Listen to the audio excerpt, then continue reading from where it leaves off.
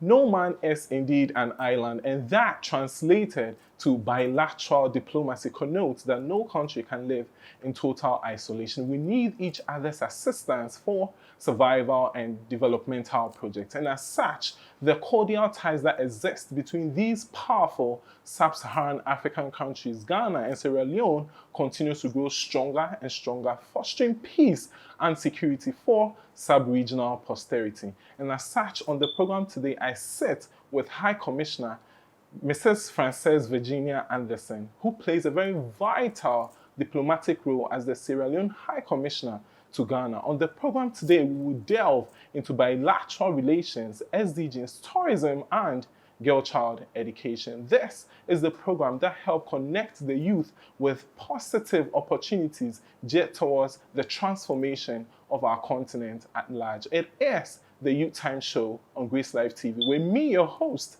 Vanessa Zeke Ado. Don't go anywhere, the show commences shortly.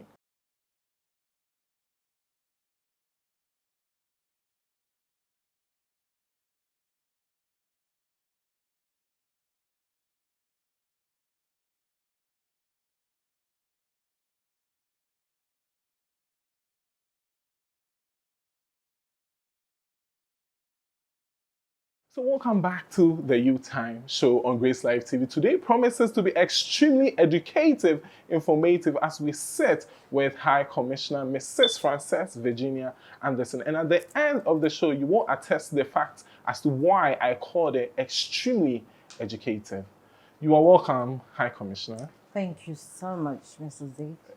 It is indeed an honor to sit with you today. Well, I am honored. I feel the one that is honored. So let me do the official welcome cabo. Did I get it correctly? Right. So if you could do it in a simple phrase or a simple sentence, if you could sit behind the screen and see your image on the wall, who would you describe Mrs. Francess Virginia Anderson?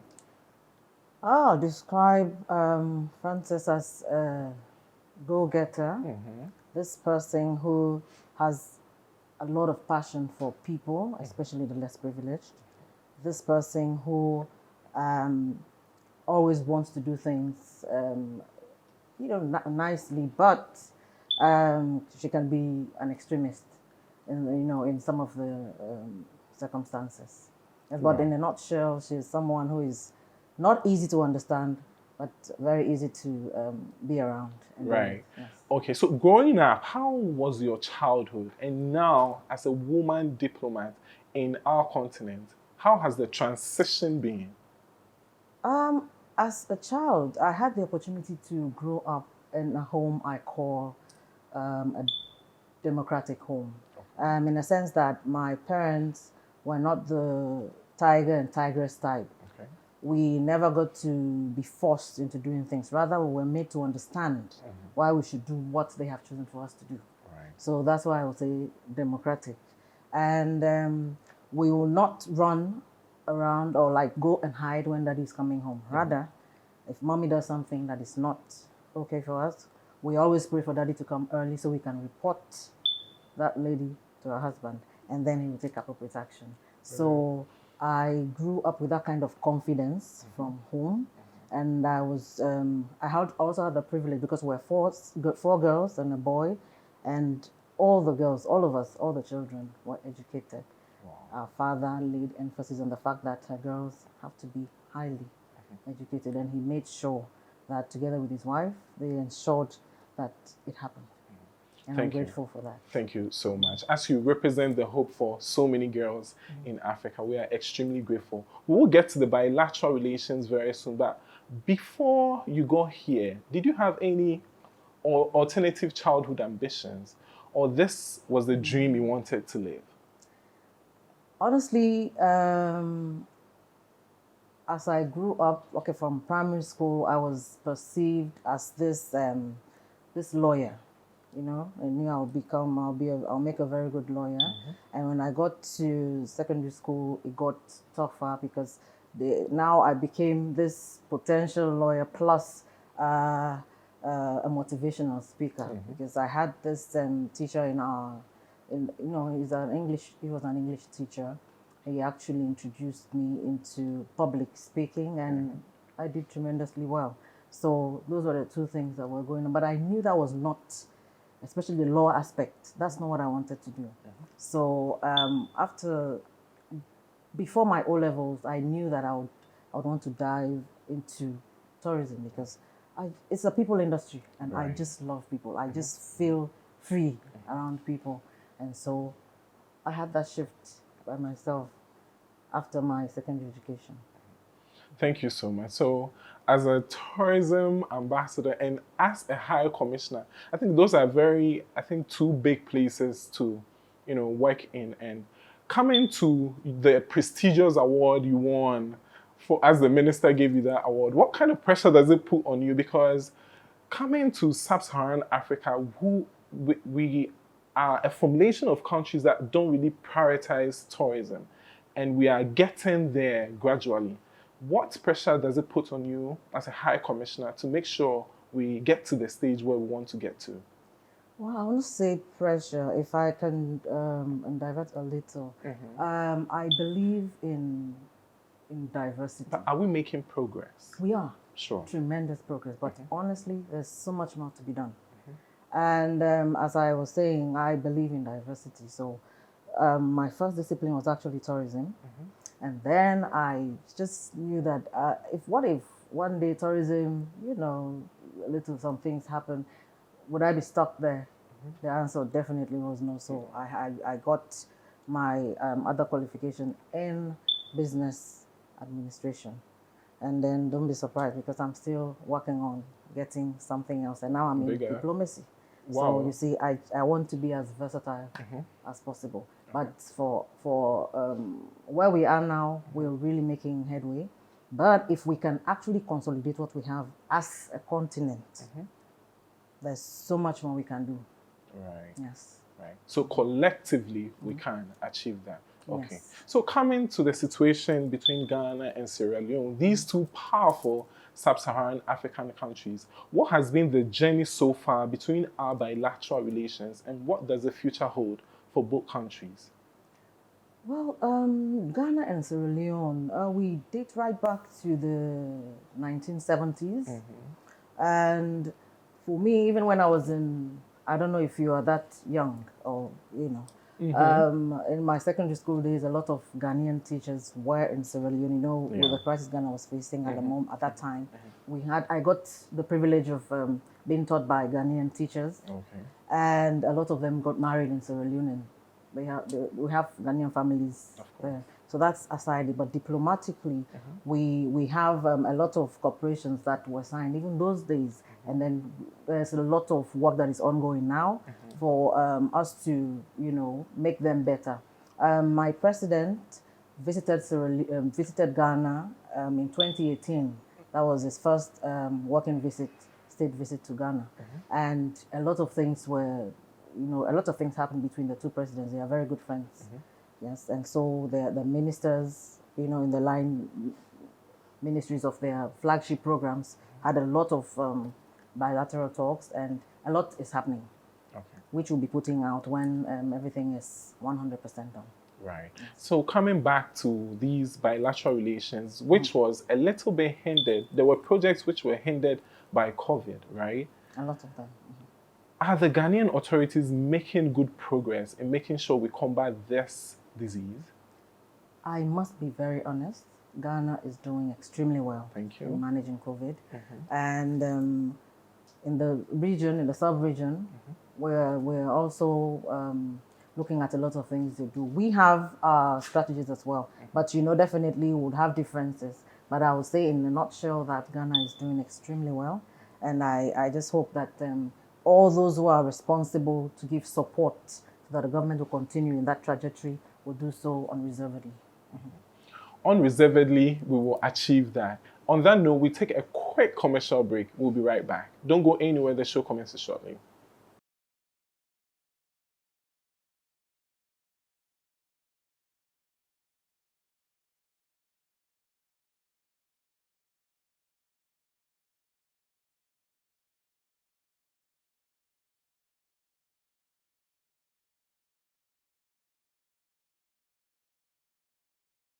So welcome back to the Youth Time Show. I have been here with High Commissioner Mrs. Francess Virginia Anderson. You have been learning with us, and the conversation continues. What's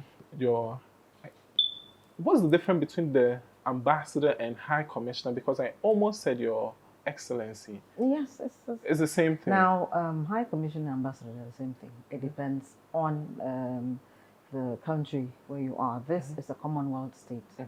That is it. So my title from home is Ambassador. Oh, okay. I'm concurrently accredited to 2 non-Commonwealth states that are Burkina Faso and Togo. Oh, okay. Yeah, so High Commissioner, Ambassador. Right, okay. So High Commissioner, as I have it correct now. Right. In arriving at an Africa that supports growth and development, what do you think collectively as countries we can do to achieve this? I like that, collectively. This Africa we want can only be realistic if we collectively put not just our resources together, but our heads as well. Wow. Now, unfortunately, what we see in our continent is the fact that we just one wants to outshine this one wants to outshine that one, and it is not helping. If we have a united Africa, even the sky can only be our beginning. So, with the African Continental Free Trade Area, now is being hosted in Ghana. This is the maiden, yes. And then look at this. We started in January of 2000, this very year. A lot of things are being said and done. But look, some boundaries, some countries, their boundaries are still close to others. So this cannot be realistic until we drop all those differences and then start walking the talk. If we take advantage of what we have, honestly, the mineral resources, these are things that we've overused. So there are so many other things we can do. Agriculture, we do not have a competition when it comes to agriculture. Now we are talking about 54 states. And because there are 55, but you know, Eritrea hasn't signed. Right. So we have 54 states and we have over 1.3 billion people. That is huge. That is just too much.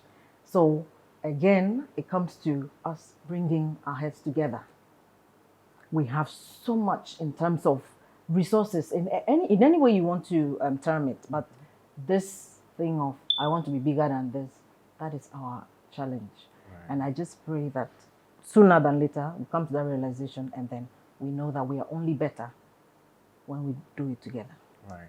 We are only better when we do it together. And one of the better things is education and shedding light on girl-child education. And most people may think we are arrived, or we have arrived as a continent as we have achieved this, but there are still places in our continent where this message hasn't gotten to. Because the fact is, in our country, there are still women or girls who do not have access to basic and quality education, and even people don't even see the relevance of this. How do we achieve this to collectively in socializing our women to take on roles as you have taken on? It's honestly it's a burden in my heart. It's been a burden for a while. The situation is not unique to Ghana. It's something that cuts across this continent. And honestly, it's not just this continent. There are other parts of the world that have similar issues, but it's more prevalent in our continent. I feel sad when I see girls especially, because the boys, people have this notion that boys would, time will not beat them. And anyhow, whatever way, they definitely will shape up and then move on. But that is not the truth. Girls as well need extra care. Well, I will say this because I've been blessed. I'm a mom of 3. I have boys and I have a girl. So I can tell you honestly that we need to pay more attention on girls. You know, their education is very important. If I was not educated, honestly, with beauty or whatever, you can't go far. That is just a fact. It's just a fact. Education is very important. While I'm thankful that my president has this as #1 on his flagship program, and he is actually making a lot of headway with that. I believe parents should not, irrespective of their financial status, should not use their children to be making money, especially the girl child. That is unfortunately what we face as children. For the girl, for the girls, they are used to feed the homes and all that. It is just all over the place, and so I think we have to start with educating even the parents. Okay, that's where we need to start education Yes, from. Great, because great. it is when they get it correct that they'll be able to nurture their children in the way they should. Right. If not, you can't actually go and take somebody's child by force. They have to understand that your child can only do this much when you give her that opportunity to, first of all, get the basics in life. You cannot use your child as a money-making machine. Right. No, that's completely wrong. So we have to start the education on the parents and then to trickle down to the children. But I believe that parents should make their children go to school, especially the girls, because we all know this adage that when you educate a boy, it is just one person, but a girl, you're taking care of a whole nation. Now it's not just a nation, you're taking care of the entire universe. Even the solar system. Exactly. Thank you. Thank you so much. And taking that one, the girl child education aside, putting that one aside, and taking the other SDGs, what is the process like? Are we making headway as a continent, as sub-Saharan African states? I would want to go beyond that because these SDGs were made as a blueprint, for a better and more sustainable future for all in 2015 by the United Nations General Assembly. Right. So it's a universal thing, and every state has its own goals that have been set. Right. Now, if we take it from the state levels and then to continental, and then, state levels, regional, continental, then we take it to the universal level. Before we even get to the continental level, a lot of things would have been achieved. And so the target is 2030. And I just want to say that we have done some, but what is left to be done is more than what we've covered. Wow. And it brings me back to my point that I brought up, about the continent consolidating. What we have to ensure that we get the Africa that we really need. Honestly, when we do that, for us to compete at the universal level, I would say compete because as a continent, the competition we face with other continents is just real. It's real. So if we do our own homework very well, meeting up with what even the larger part of the stake is trying to do would just be something minimal for us to do. So it comes back to that same point. We need to put our hands and our heads together. Right. We need to put our hands and our heads together. And we saw our sub-regional leaders coming to put their hands and heads together. I know you know where we are getting to from here. What is the future of Africa's democracy? I'll say the future of Africa's democracy is looking bright because as ECOWAS, now we're talking about regional, ECOWAS, our voice is that we need to develop, we need to move forward. And definitely we cannot move forward with issues of those sort that would bring retrogression. So I'm sure the communique is out. So in a nutshell is that we have to stand firm and then make sure that we secure democracy in this region, because moving forward, we need to go by what we have in our books, the constitutions that we have in our various states, So the constitution would have to be held as a sacred document that it is at all times. Right. So development definitely is sure. We are one West Africa and we're one Africa. Thank you so much. We are one West Africa and one Africa, as she says. We take our very last commercial break. When we come back, we wrap up on the show. It's still the Youth Time Show on Grace Life TV. Don't go anywhere. We'll be right back.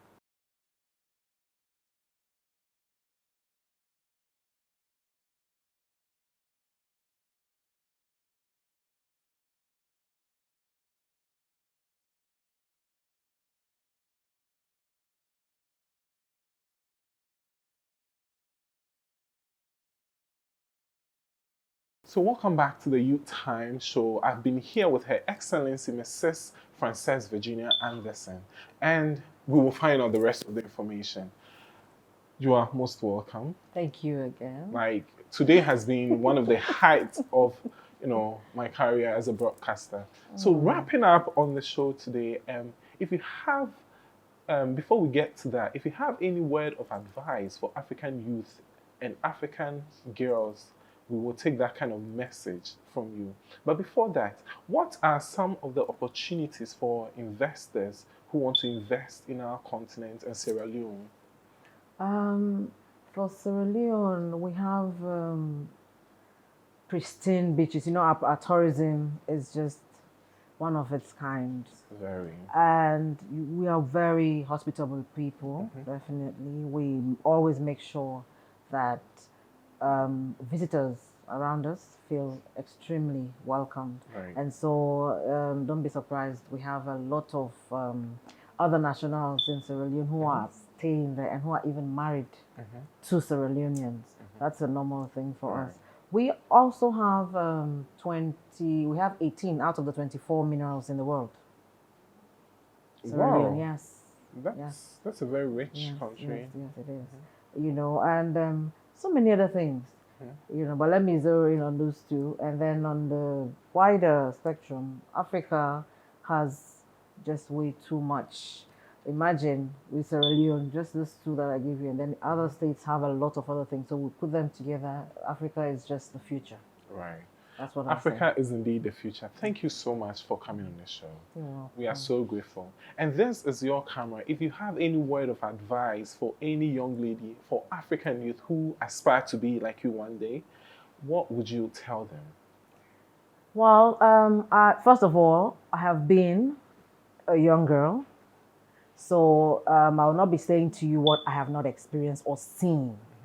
It pays to have self-determination.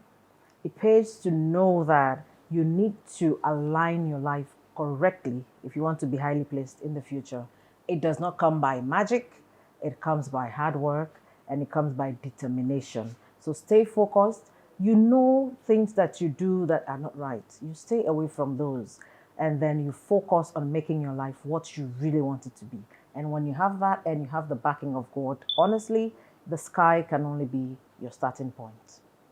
Thank you so much for coming on the show. We definitely will come back some other time. Thank you so much for having me. It's been a pleasure. Thank you so much. We're very, very grateful. Right. So this has been the Youth Time Show with me, your host, Vanessa Ado, on Grace Live TV. As she said, stay focused and do things right. Until then, the show comes your way same time next week. It's bye for now.